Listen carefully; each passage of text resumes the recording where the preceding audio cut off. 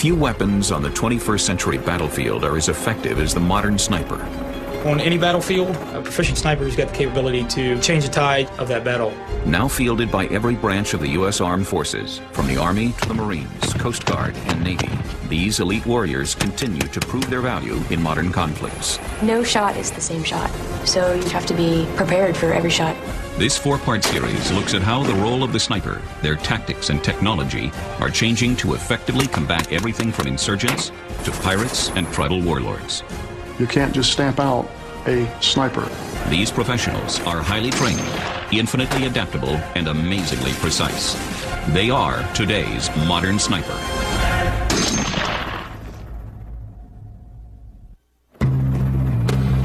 For over 225 years, the Coast Guard has been saving lives and protecting U.S. coastlines. This highly adaptable branch of the U.S. Armed Forces fills roles in search and rescue, law enforcement, military, and homeland security, all with only slightly more members than the New York City Police Department. With the launch of the war on drugs, the Coast Guard intensified its counter-drug activities and utilized its assets throughout the Caribbean and Pacific Ocean to help slow the flow of drugs into the United States. To aid in this mission, the Coast Guard has recently implemented an unprecedented tactic that has led to incredible success. They use airborne precision marksmen from the Helicopter Interdiction Tactical Squadron known as HITRON. These highly trained marksmen account for 10% of drugs seized in the United States. And though they have fired thousands of rounds on missions, their targets are not human. Instead, the gunners fire their weapons with surgical precision to disable the engines of drug-running boats. This new tactic has proven incredibly successful and is now one of the most effective means for stopping drugs from reaching U.S. soil. When we train and qualify our personnel, we're saying that our gunners can hit an engine block, which is about 16 inches by 16 inches. We're gonna hit that every single time, and we're not gonna unduly endanger the occupants of that vessel. It doesn't matter where it's riding, how fast it's going, where it's maneuvering. We're gonna put our aircraft and that gunner in a position to safely and effectively take that shot. The Coast Guard's tactics and technology have evolved to a level of sophistication rivaling those of the world's most modern military units, allowing them to take down smugglers with the least amount of force possible. But smugglers continue to up the ante with methods of eluding Coast Guard assets to deliver their products to U.S. soil. With the war on drugs in full swing, the new breed of smugglers, known as narco-terrorists, have begun using a variety of methods to get the product from South America to U.S. coastlines. It is a constant cat and mouse game between the drug smuggling cartels and obviously the forces that are out there to try to stop those people in that flow of drug traffic. So there's been many different avenues. Obviously, try to do it via air, and that has not been successful.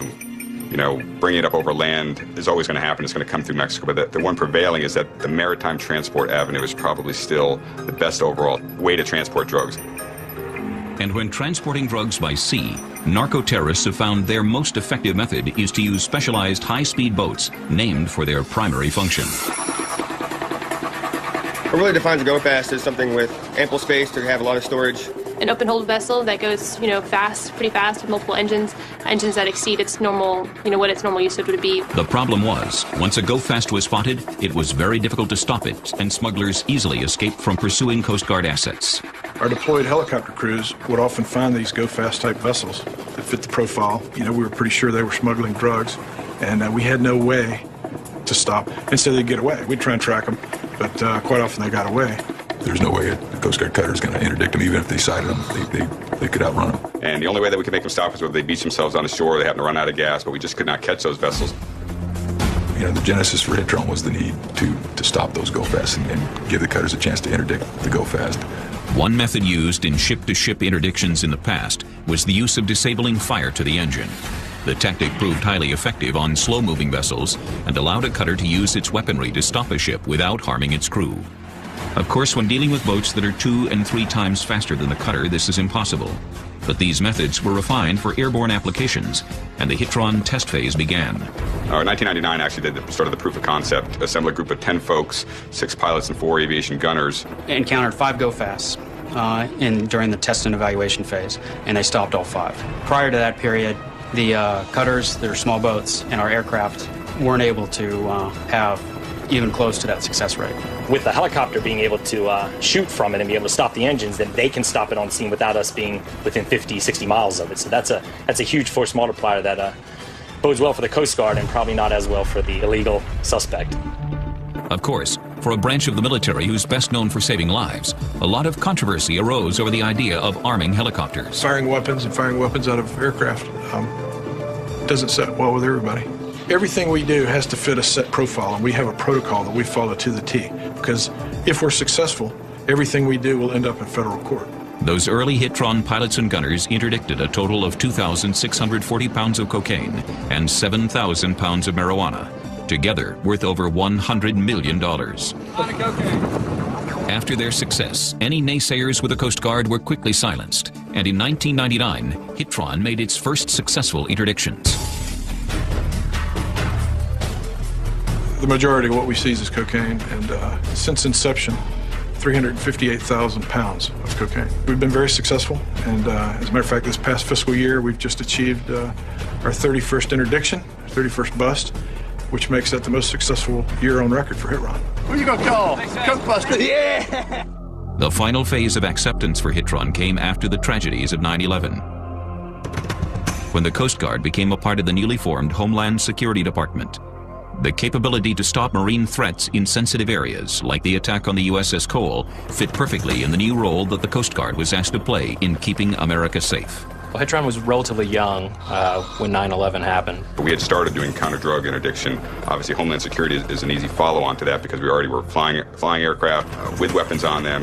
You know, had folks personnel that were proficient in doing those types of things. So the natural progression was to us to also be able to do Homeland Security missions around the United States. Well, I think the whole mentality of the Coast Guard's changed. Certainly its missions have changed. I joined in 1980. And back in that era, the vast majority of the Coast Guard personnel joined to be lifesavers. Search and rescue was mission number one. And we have, since that day, gained many, many missions that we never thought we would have. We're not just stopping drugs out there. We're also potentially stopping people coming into the United States, trying to get to the United States, that could be terrorists. You really check who the people are that are coming on board your vessels. Once you make an interdiction, you're really looking at who these people are, taking their names down, and making sure they're not some terrorist entity or group trying to get into the United States. There are lots and lots and lots of missions within the Coast Guard skill set. Homeland Defense, Homeland Security have become a larger mission since post 9/11. Today, Hitron maintains its operational headquarters at Cecil Field in Jacksonville, Florida. They are located between Customs and National Guard hangars, which is a fitting location for a unit that plays a role in both law enforcement and homeland security. Hitron today is made up of some of the finest men and women in the Coast Guard, who perform a multitude of jobs to keep the unit functioning at its best.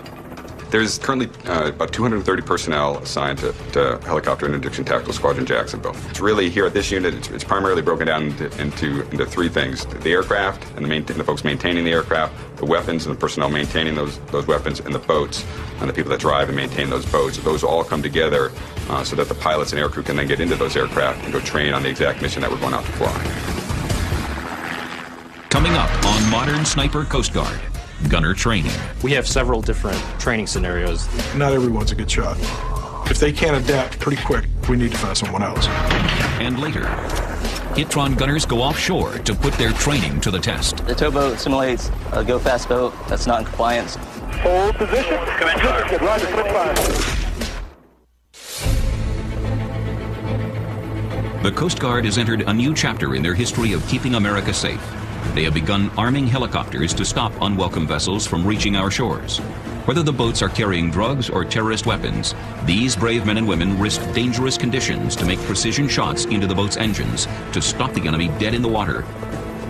This unit is just about singularly focused, on the airborne use of force for smuggling. The aviation use of force capability that we have here, that's the biggest change in the aviation world in the Coast Guard. We're not primarily here for lethal employment of our weapons. We're here to use precision fire to get a smuggler to stop their boat when they won't stop otherwise. But taking shots on occupied vessels requires an amazing amount of skill by a gunner. And here at Hitron, gunner training never stops. I think that here you'll see that there's a lot of motivated people. I mean, the gunners here, they're working day in and day out. Every possible chance, you need to be shooting. You own each one of your bullets. You will hit your target every time. That's what we train for our gunners. If you're not out fighting the fight, you're training. Hitron gunners are selected based on stringent criteria. To date, every smuggling vessel detected by a Hitron aircrew has been successfully engaged. In order to keep this perfect record, only the best and the brightest are chosen for this demanding position. Not everyone's a good shot. And if they're not, I don't want to say a natural, if they can't adapt pretty quick and qualify pretty quick, we found that we need to find someone else. Gunner training first begins on the ground, on flat ranges, where the gunners familiarize themselves with their primary weapons, starting with the Barrett M107. The primary weapon we utilize for our interdictions during disabling fire here at Hitron is the Barrett Firearms M107. It is a 50 caliber, short recoil operated, box-fed weapon. It is normally a sniper weapon, but here, for its anti-material aspects. If you're shooting a smaller round through the engine, our tests have shown that it'll stop the engine. It'll just take many more rounds than what a 50 caliber will take. Due to the nature of our operations, a precision rifle is required for disabling fire, and the power and the punch that the 107 provides ensures and guarantees the gunner that each round that strikes an outboard motor disables that motor immediately. Though most shots taken by the Coast Guard are relatively short, the incredible power of the 50 caliber cartridge is devastating on Marine engines. It's an emotional moment the first time you hear that thing go off in the cabin. It's definitely something you'll never forget for the rest of your life. The power behind that weapon and what we're doing with that weapon makes this job what it is. As a backup weapon to the 50 and to aid in other mission objectives, gunners also must master an upgraded version of a classic rifle.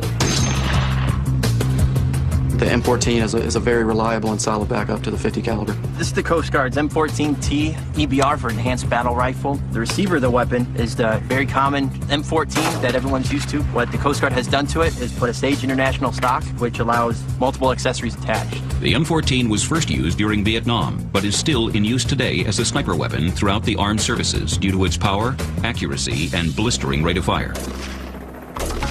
To help improve the marksmanship capabilities with the weapon systems, gunners have the choice between two state-of-the-art optics, the Schmidt and Bender scope and the EOTech holographic sight. The EOTech sight is a battery-operated holographic sight. Basically, the gunner can put his head behind the sight and the hologram moves and it always stays centered on what you're going to shoot. It works for fast-moving scenarios where the boat is maneuvering towards or away from the helicopter. He can get on target very quickly, a lot faster than using a scope, and engage multiple times before the target is lost. Some gunners prefer to use the Schmidt and Bender scope, and they also prefer to be farther away from the target than others.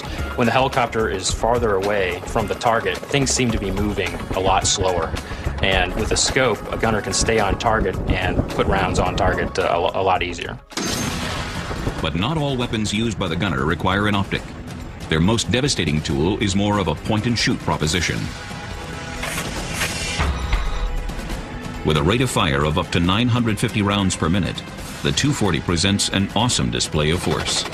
It does exactly what we want it to. It lets that TOI, that target of interest, know there is a law enforcement presence here and we want you to stop. The M240 is a machine gun. We use the M240 for warning rounds, but that is a weapon of mass destruction. A shot from a moving helicopter is difficult to make even on a stationary target. When the target is moving, the compounding variables can make the shot seem impossible, so gunners must train to find their own techniques for hitting the target. There are so many different things that are involved before you take the shot. You've got the wind. You're shooting at a moving target, you're shooting out of a moving target. You know, the moving target's in the water, so you've got up and down motion. We utilize every fixed object in the door frame for support, and we also must maintain some flexibility to move ever so slightly to the left or right or up and down. Techniques for shooting from a helicopter vary, but the most successful method Hitron gunners have discovered is the use of the strap system attached to the hoist. Once you get into an upright position with the weapon on a strop, you have a little bit more mobility. You can push out, you can swing back in.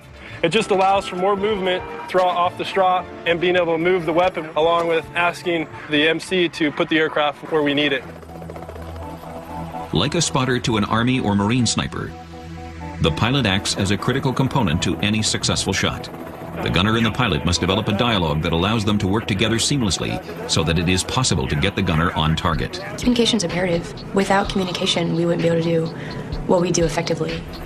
Placing the gunner in the right position is a mix of altitude and lateral distance to the target primarily. During an actual interdiction, The gunner will tell you, whether you need to come further out. He tries to give himself the best shot. And so he will tell the pilots, it's pretty much the eyes of the pilots on where he wants them to be. And it goes back and forth, and there's always constant communication. And, we use the phrase accurate and bold and concise. Instead of being wishy-washy, they said, I need you to come 10 feet to the left, or I need you to climb 20 feet. Forward 30. Coming forward. Roger, forward 20. It's very remarkable communication, and through the training, everybody knows kind of what's going to happen next. To polish the communication between gunner and pilot, and to give the gunner the opportunity to practice firing on a target moving dynamically, Hitron maintains a rigorous training schedule with their more sophisticated training assets, namely the tactical training boat. We have several different training scenarios that we work with the tactical training boat. One of the things that we do here at Hitron, obviously, is go out to the St. Johns River, which is very close, with a tactical training boat, with an aircraft, with a crew. Essentially, me and the rest of the TTB crew here play bad guy on the river to train the pilots to be able to give a stable platform from the aviation gunners. Our tactical training boat crews drive the boats like the drug runners drive the boats, and test the pilots and the air crew, the coordination required to keep the aircraft, get the aircraft in position, maintain position so that the gunner can shoot. That's a very, very effective way to bring all of those things together as a team and actually execute the mission. Coming up on Modern Sniper Coast Guard. These engines are rated at 1,053 horsepower. Greatly assists us in keeping the aircraft in an upright and out of water condition. When I took that first shot, it was very surreal. It was like, this is it. This is what you train for. The Armed Air Unit of the Coast Guard, known as Hitron, has crews deployed throughout the Atlantic and Pacific Oceans. But the heart of this new operation is based in a specialized hangar here at Cecil Field. The location is just minutes away from several key training areas and Navy bases. It is the perfect area to conduct the rigorous training for Hitron to stay proficient in their mission. It is here that dedicated Guardians work tirelessly to meet the demanding deployment and training schedule. But most importantly, they ensure Hitron's helicopters are ready to fly. And to handle the unique mission of Hitron and give gunners the most maneuverable and steady firing platform possible, they have selected a very special helicopter. We have a number of helicopters here at Hitron. MH-65C Charlie aircraft, which are the newest version of H-65 aircraft. Each aircraft has its own unique strengths and limitations, but the Dolphin's a very stable platform, and I think it's given some advantages. It's a great helicopter. We have over 100 of them in our arsenal. I think the 65 is a good detection platform for detect and go fast. It has the legs to keep us in the air and conduct more hours of searching. We can tell it to go on a heading, maintain altitude, maintain this airspeed, and it'll do it. Plus, we can program in different flight profiles, different flight patterns, and it'll fly it for us. So if you have two pilots up front, it's kind of like you have a third pilot up there that can do the basic flying. Coast Guard always knew they wanted to use the HH-65 in this mission and fly an organic aircraft that's in the fleet. The pilots are trained on. The aviation maintainers are trained to fix and support. And back in 2000, the biggest thing we probably had to upgrade was we have new engines. We replaced our Bravo model engines with, this is a 2C2CG Turbomeca turbo-powered shaft engine. Gives us a lot more power. These engines are rated at 1,053 horsepower, and we actually have more power than the transmission and the head can handle, so we have to downrate the engines, which is a good thing because if being a dual-engine aircraft, if one of the engines goes out on us in flight, we still have plenty of power on the other engine to continue flight, and most important thing, get back to the ship. Because when you're 40 miles away from the ship and you're 100 miles away from some country you don't want to go into, it's a really nice feeling to know you can get back to the ship if you need to. The MH-65C has also pioneered some state-of-the-art electronic upgrades to help make it a more effective aircraft for the airborne use of force mission. With most interdictions happening at night, the ability to see in the dark is vital to stopping narco-terrorists. Cover of darkness has always been a secret of an enemy, and so we obviously have resources and pieces of gear on board our aircraft to counteract and try to detect those vessels. One of those is a forward-looking infrared, also commonly referred to as FLIR. There's two different cameras basically in the FLIR. You have one that's a daytime lens, and then you have a nighttime FLIR, which gives you an infrared picture, obviously, so when it's dark out, you can still pick up a heat picture. Before we make an approach to the vessel, our weapons will be out the door, and we'll place the FLIR on the vessel to determine the number of occupants that we can see, confirm if they're displaying a flag or markings on the vessel, determine nationality of the vessel, or also to display whether or not they're smuggling any kind of contraband. We have an operator in the back that enables us to be able to record what we see. And we use those images for case packages when we're prosecuting individuals that we do interdict. But flying at high speeds and low altitudes at night can be extremely dangerous if pilots don't have the right equipment. So these professionals use the most advanced night vision system in the Coast Guard that displays critical flight information directly into their night vision goggles. We fly with heads-up displays on the NVG goggles, which greatly assists us in keeping the aircraft in an upright and out-of-water condition. The technology having that you can know what your altitude is, you know what power you're pulling, you know where your heading is at, you know how long it's going to take to get somewhere. But specifically, your altitude over the water is vital when you're doing these missions at night. So that capability has, I think, greatly increased the safety of our crews. Another critical component to completing this complex mission is the need for cutting-edge radio systems that can immediately communicate with Coast Guard assets all over the world. Coast Guard 6597, roger, you have permission? The MH-65 Charlie has additional radios and satellite communications capabilities that previous models didn't have. Now with satellite communications, I can be out in the Pacific and I can talk with our controllers, the ship's controllers even, that are in Key West. Coast Guard 6597. Advancements in technology are going to keep coming in the future and, put them right on Hitron Bird and keep going. For Hitron gunners to ever make it into position to take a shot on a go-fast boat, they must deploy with the true workhorse of the Coast Guard, the cutter. Cutters today play a vital role in projecting the power of the United States all over the world.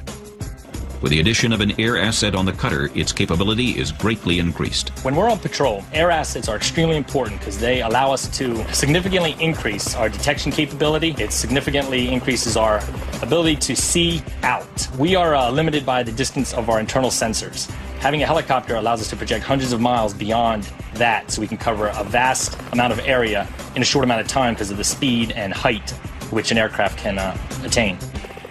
But aircrafts aren't the only way that cutters can reach out over the horizon. Each cutter will also deploy with a specialized high-speed craft called the small boat that carries a tactical boarding team to vessels that have been interdicted by Hitron. This is one of the most dangerous jobs in the Coast Guard, so boarding team members deploy heavily armed and, whenever possible, under the watchful eye of a Hitron gunner. Pretty much what you see before you is your typical team consisting of a boarding officer, 2 to 3 boarding team members, and our armament being 40 caliber sidearms, standard issue M16, 2 types of shotguns, one that is primarily used for disabling fire with copper sable slugs, and the other one carrying less than lethal ammunition. The boarding crew plays a vital role in capturing and prosecuting narco-terrorists, but like Hitron gunners, they are just one component in a vast network of professionals working to keep America safe. At any one time, Hitron assets are deployed throughout the South Pacific and Caribbean on cutters waiting for the call that a go-fast has been spotted. But the cutter and aircrew are not in this fight alone. Multiple U.S. and foreign agencies are continuously working together to share intelligence and ensure that Hitron gunners have the best possible opportunity for stopping a go-fast. The partnerships that the Coast Guard has made internationally with the countries down there is pretty remarkable. During some of these deployments, we got to work with other agencies and also liaisons to other countries. We've been getting good intel, and so we've got some pretty good people on the ground in the various countries that are smuggling the drugs. I've met many of the intelligence and drug enforcement personnel. They're down in South America that are trying to get us the intelligence to put us on scene with the vessels that we're looking to interdict. These countries are very willing to work with the Coast Guard, which I think is awesome, to do this drug mission. The amount of coordination involved to actually allow a gunner to take a shot on a narco-terrorist boat is astounding. Multiple factors must come into play, from intelligence to cutter coordination, and of course the skill to make the shot. Coming up on Modern Sniper Coast Guard. Our mission today is a tactics training flight. It's a laser tag for big kids, that's how I like to describe it. That's representing individuals on a boat that do not want to be stopped. They want to accomplish their mission of getting drugs wherever they're heading. And of course, we want to stop them. And weapons on the boat. Press. The Coast Guard's Helicopter Interdiction Tactical Squadron never stops training for their mission to stop narco-terrorists with precision fire from the air. And today, they are utilizing some of their most dynamic training assets to conduct highly realistic missions on the St. Johns River. A typical training exercise is a series of tactics that we employ. They're designated and rehearsed, and they involve 360s and 180s and variable speeds. The end result is for the pilots to be more efficient at providing a stable platform for the aviation gunners, and for the aviation gunners to be able to hold a moving target, essentially. To get the most feedback from the tactical training boat exercises, the gunners utilize weapons equipped with special lasers so they can keep track of their hits. It's called Miles gear, and basically what it is, it's a laser tag for big kids, that's how I like to describe it. aviation gunners have got laser transmitters on their weapons, their inert weapons, and we've got laser receivers on our engines, and we simulate disabling fire from the helicopter using them. Basically, we've got detectors on each engine. We've got forward, aft, and on the sides. They shoot a laser, and depending on which laser they hit, it marks up on the console there of where they hit it, if they missed it. We also got a flashing light at night. It blinks red when they actually hit us. Before the training exercise can begin, both the helicopter and boat crews conduct safety assessments on the dangers the training operation presents. Our mission today is a tactics training flight. We'll be conducting over the St. Johns River with our tactical training boat. Flight plan is a direct from Cecil out to Doctors Lake and then onto the St. Johns River, where we'll meet up with the training boat equipment. We have our training weapons on board. Any questions on the mission or the briefing today? Let's have a great flight. Let's go.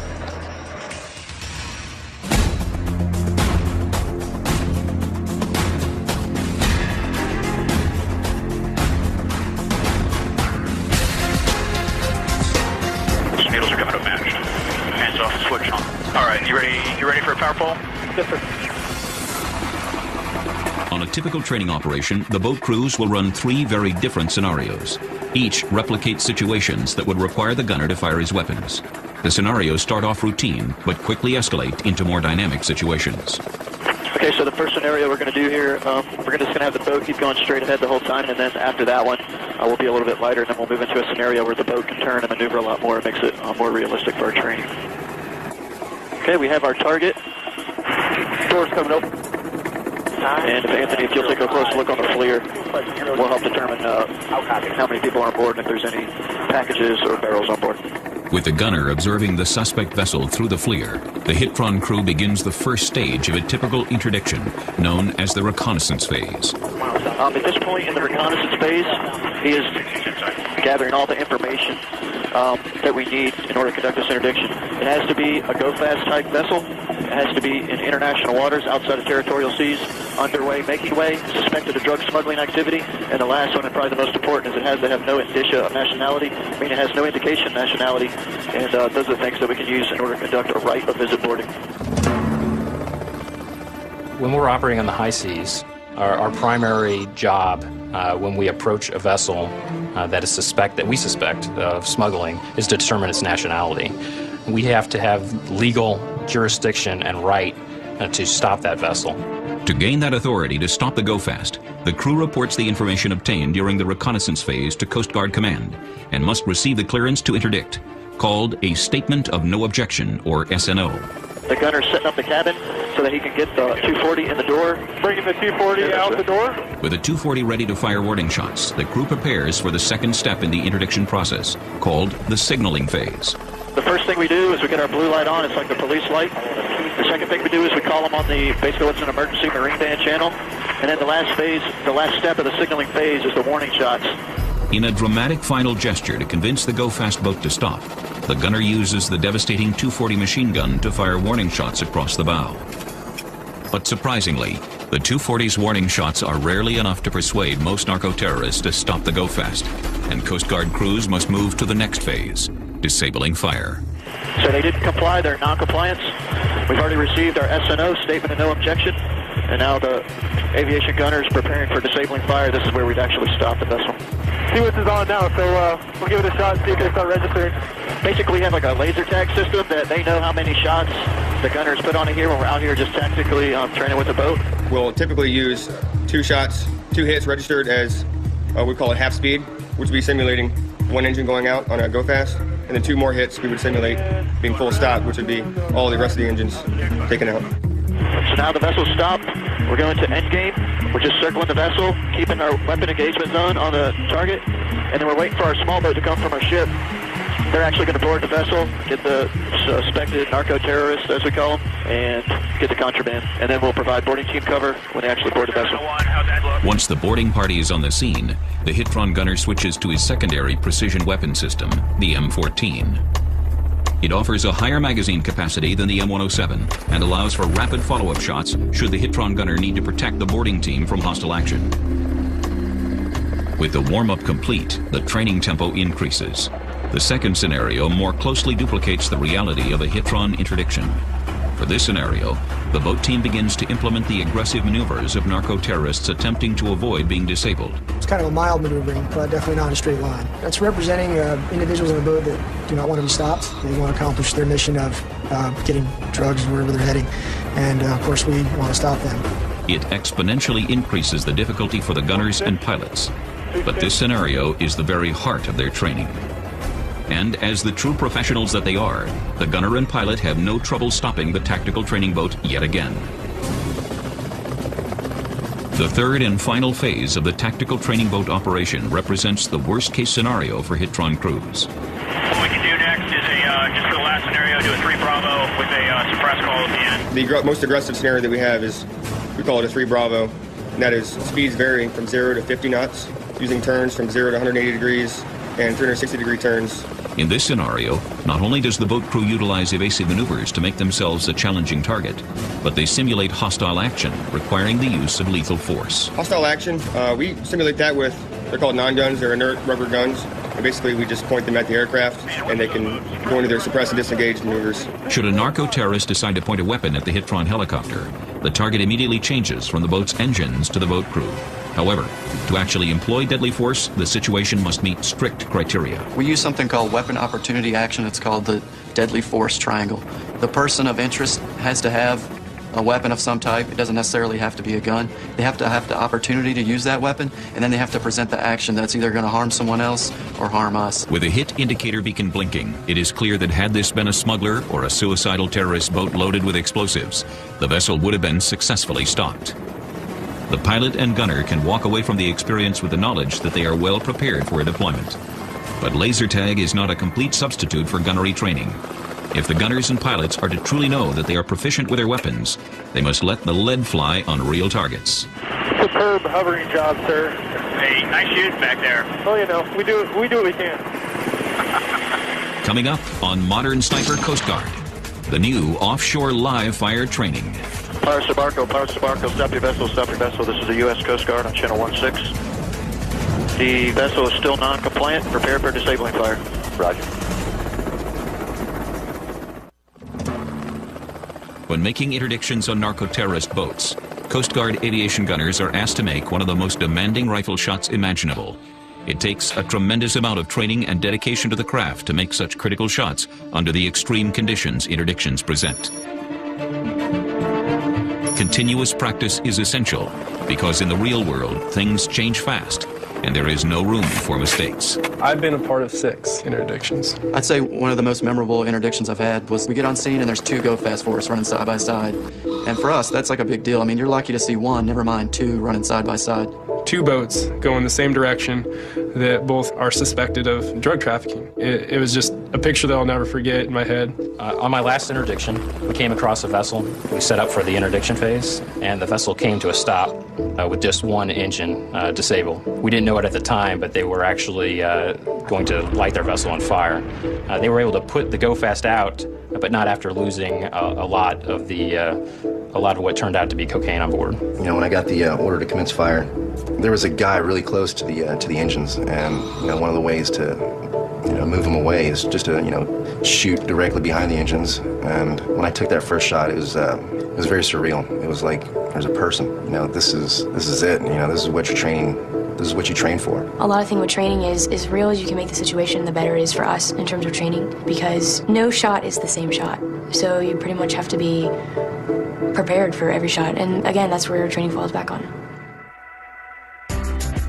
Getting the gunners the training they need requires the entire unit to work together seamlessly. The goal is to give the gunners and pilots the chance to fire at an actual boat that is underway. So what we coming out here today is get our gunners more proficient. This is one of the tools they use. They have the target range on land. We do a towboat. The towboat simulates a go-fast boat that's not in compliance. For their own safety, the boat crew lets out 1,000 feet of cord in order to distance themselves from the target boat. They tow it at high speeds through 5 to 8 foot swells in order to make the eventual shot that much more difficult. While the boat team prepares their targets and gets underway, the gunners must prepare their equipment. This is particularly important when setting up the cabin. They must have quick access to all their weapons, but also ensure they are secured safely. With the sea clear, the Hitron helicopter takes off and prepares for some highly realistic training. Before we go on deployment, we're flying with our pilots. We get comfortable with each other. It flows really nicely out there. Once the area has been cleared and the boat crew is safe, the training scenario plays out as an actual mission. The pilots and gunner want to practice every aspect of an interdiction, so they utilize the exact dialogue used during real missions.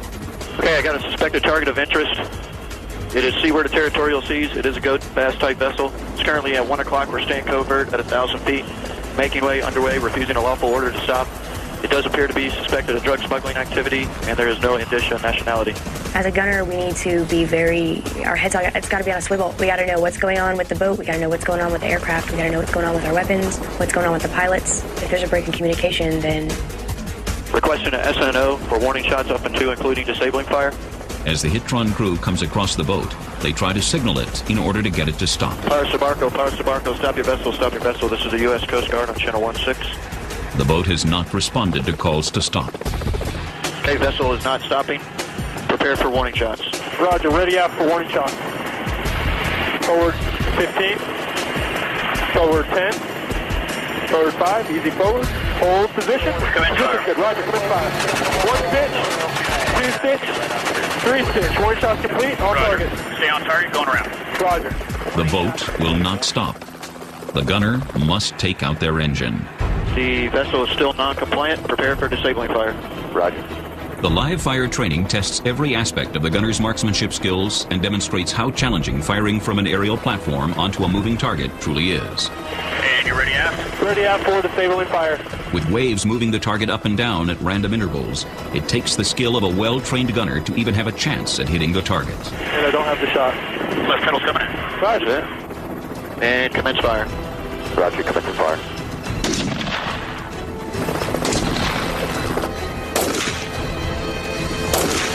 All right, check fire, check fire. Roger, check fire. Amazingly, every single round fired hit the target. This is the type of precision that the gunners train to achieve, and is the reason Hitron has successfully engaged every go-fast boat encountered.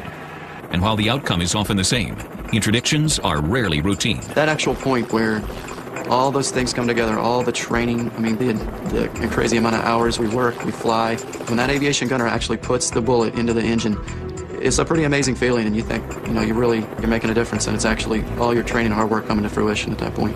It's just the coolest job, and the fact that we get paid to do it every day is pretty sweet. See a young guy come back after his first interdiction and to see the look on their face and the excitement that comes out from that is probably the best part of my job. It's what's kept me going throughout my career is the people, motivation they have, the love of their job, their duties, getting to see people do something that when I came into the Coast Guard we couldn't do. It's a great time to be in the Coast Guard. But as Hitron continues to maintain its perfect record, the cartels are always looking for ways to defeat Hitron's capabilities. Well, we'll always have to be poised and ready for the next new tactic that the drug smugglers use. They've done a lot of things over the past few years that I've been here at Hitron to try to counter us, but we've always been able to find something that will beat their system. I think they've shifted the way they've done business, and yet we've had a record because we've gotten better at doing what we do. Like snipers from other branches of the armed services, Coast Guard aviation gunners will always adapt to the new challenges their enemy presents and continue to play a critical role in operations long into the future.